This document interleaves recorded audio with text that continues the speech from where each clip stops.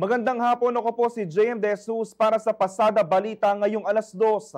Muling bubuksan ng Commission on Elections o COMELEC ang voter registration para sa Barangayan Sangguniang Kabataan Elections o BSKE mula August 1 to 10 kahit hindi pa tiyak kung matutuloy ito ngayong taon.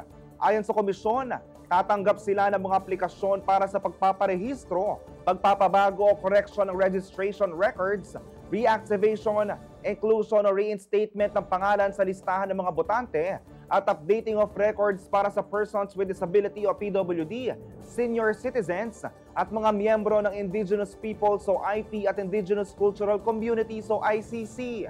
Nagiging bukas ang registration centers mula Lunes hanggang Linggo, alas 8 ng umaga hanggang alas 5 ng hapon, kasama na ang mga holiday, maliban na lamang kung may abisong kanselasyon mula sa COMELEC.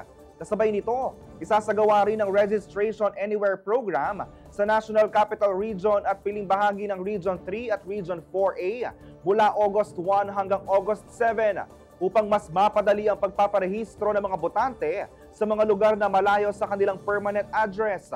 Samantala, sa ngayon ay hinihintay pa rin ang pirma ni Pangulong Ferdinand Marcos Jr. sa panukalang batas na magpapaliban sa BSKE mula December 1, 2025 patungong unang Lunes ng November 2026.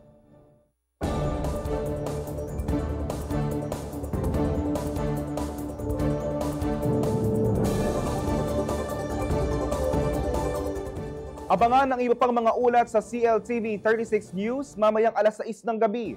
Ako po si JM De Jesus. Magandang araw po.